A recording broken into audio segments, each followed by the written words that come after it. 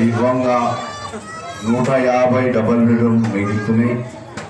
జనవరి నెల లోపల మళ్ళా ప్రభుత్వం ఎలక్షన్ అయిపోయిన తర్వాత మళ్ళా ప్రభుత్వం వచ్చిన తర్వాత జనవరి ఎండింగ్ లోపల మన ఆసిఫ్ నగర్ మండలికి సంబంధించిన అప్లికేషన్ తీసుకొని అక్కడ తీసుకొని పోయి ఇవ్వండి. అప్లికేషన్ తీసుకొని ఇక్కడ మిగిలిన 150 ఇల్లు డబల్ బెడ్రూమ్లు లక్కీ డ్రా పెడతారు. ఆ డ్రా లోపల ఎవరికి వస్తాయో వాళ్ళ పాత జియాగూడ లోపలనే ఒక 5 ఎకరాల స్థలము గవర్నమెంట్కి సంబంధించిన స్థలం చూపించాము మన మాజీ కలెక్టర్ గారికి. ఇప్పుడు వచ్చి మళ్ళీ ప్రభుత్వం వచ్చిన తర్వాత ఆ 5 ఎకరాల బెడ్రూమ్లు ఎన్ని వస్తాయో అవి అన్నీ ఇక్కడ మళ్ళీ కట్టిస్తాము. మళ్ళా జియాగూడనే కాదు మన కార్వాన్కు సంబంధించిన ప్రతి ఒక్కరు ప్రతి ఓటర్ గురించి ఎవరికి డబల్ బెడ్రూమ్ అవసరమో వాళ్ళకు ఆ అప్లికేషన్ తీసుకోవడం జరుగుతుంది.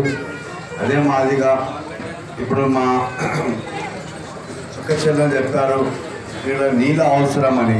నీళ్ళ గురించి నేను ఈరోజు అయితే ఆదివారము రేపు పొద్దున లేచి డైరెక్టర్ ఆపరేషన్కి కానీ ఎండి గారికి కానీ వాళ్ళకి చెప్తాను.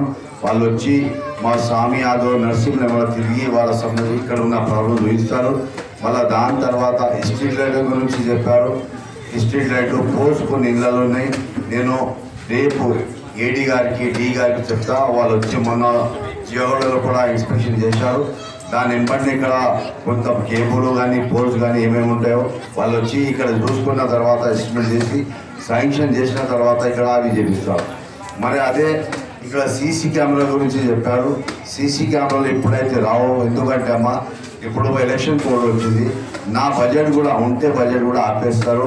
పోలీస్ కూడా చేయలేరు, ఎందుకంటే ప్రతి డిపార్ట్మెంటు ఎలక్షన్ లోపల అంత బిజీగా అయిపోయింది.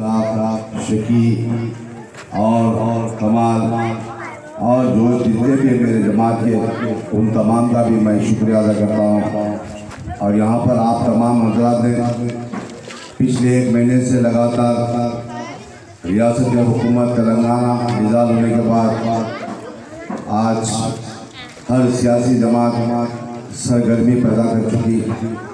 और मैं आपको एक बात बताता हूँ, मुझको सबसे ज़्यादा गोलकुंडा और लंगरौस कारवान के इलाके से सबसे ज़्यादा. और एक बात बताता हूँ, जो पोलिंग का परसेंटेज था वो हल्के गोलकुंडा धानकोट के सारनगर के पोलिंग बूथों पर मैं आपको एक बात भी बताता हूँ.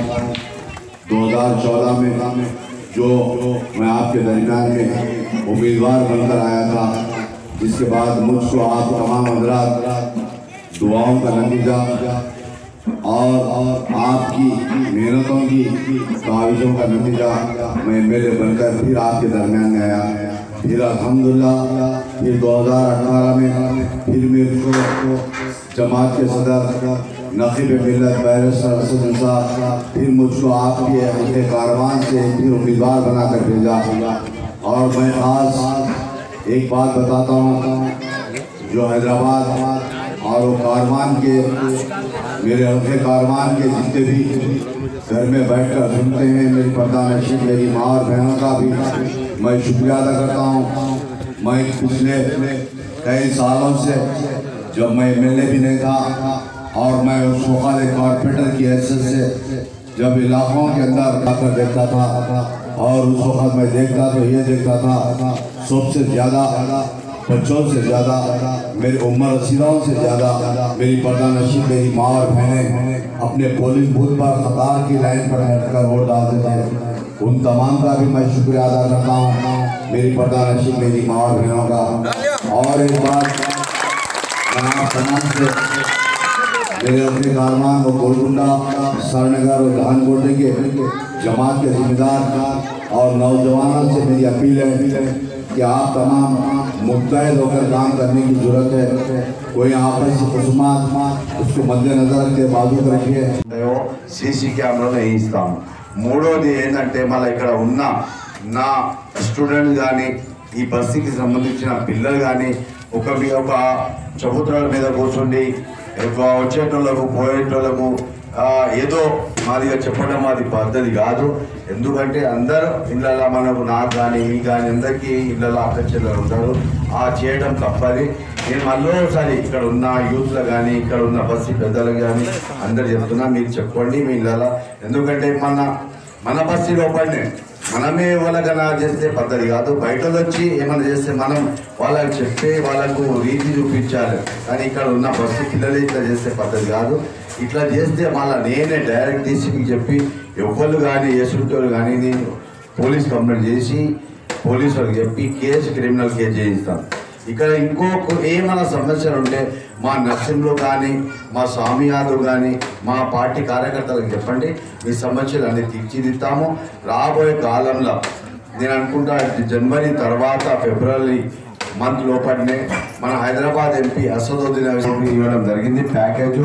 దాంట్ లోపల ప్రతి గల్లీ, ప్రతి బస్తీ, ప్రతి మెయిన్ రోడ్డు, వాటర్ లైన్ కానీ సివేజ్ లైన్ కానీ రోడ్డు కానీ అన్ని రీమోడలింగ్ జరిగిన తర్వాత కార్బన్ కాన్స్టిట్యూన్సీలో 30 సంవత్సరాల వరకు ఒక పని చేసే అవసరం కూడా ఉంటుంది. ఇప్పుడు ఏమైనా చిన్న పనులు ఉంటే మీరు చెప్పండి. మీ సమస్యలన్నీ నేను కానీ మా కార్పొరేటర్ మా పార్టీ కార్యకర్తలు కానీ అన్నీ తీర్చిదిద్దాము. ఇంకోటి, ఇప్పుడు నేను వచ్చి ఎలక్షన్ గురించి వచ్చానని కాదు, నేను ఎప్పటికీ మీరు పిలవండి, నేను వస్తాను. ఇంకోటి, ఇక్కడ నా అక్క చెల్లెలకు నా సోదరులకు అందరికీ చెప్తున్నా, నేను ఎంఐఎం పార్టీ క్యాండిడేట్ కానీ అందరికీ కార్వాన్కు సంబంధించిన 3 లక్షల ఓటర్లకు నేను ఎమ్మెల్యేనే. నేను ఇంకోటి 2014లో మీ దయ వల్ల మీ సహకారం వల్ల నేను గెలిచాను. మళ్ళీ రాబోయే 7వ తారీఖు డిసెంబర్ నాడు పోలింగ్ అవుతుంది.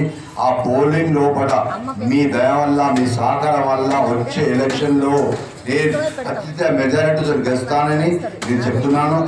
మీ అమూలమైన ఓటు ఓడిపోయే క్యాండిడేట్లకు ఓటు వేయకండి. నాకు ఓటేసి నేను గెలిచే క్యాండిడేట్ నాకు ఓటు వేయండి. మీ సమస్యలు ఏమున్నా సమస్యలు తీర్చిదిద్దాను.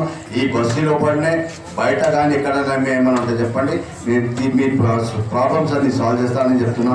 నేను ఇక్కడ ఉన్న అక్క చెల్లెలకు కానీ నా సోదరులకు కానీ నా అందరికీ బస్ పెద్దలకు కానీ చెప్తున్నా. నేను ఎందుకంటే ఈరోజు చెప్తున్నా, నేను గెలిచే క్యాండిడేట్ అందరూ వస్తారు మీ దగ్గరికి. మీ ఓటు ఉందని ప్రతి పార్టీ వస్తుంది, కాంగ్రెస్ వస్తుంది, టీఆర్ఎస్ వస్తుంది, బీజేపీ వస్తుంది, అన్ని పార్టీలు వచ్చి చెప్తారు. కానీ మీ ఓటు వేస్ట్ చేసుకోకండి. నేను గెలిచే క్యాండిడేట్ కాబట్టి నేను మీ అందరికీ చెప్తున్నా, మళ్ళీ ఒకసారి చెప్తున్నా, మీకు అప్పీల్ చేస్తున్నా, మీ గెలిచే క్యాండిడేట్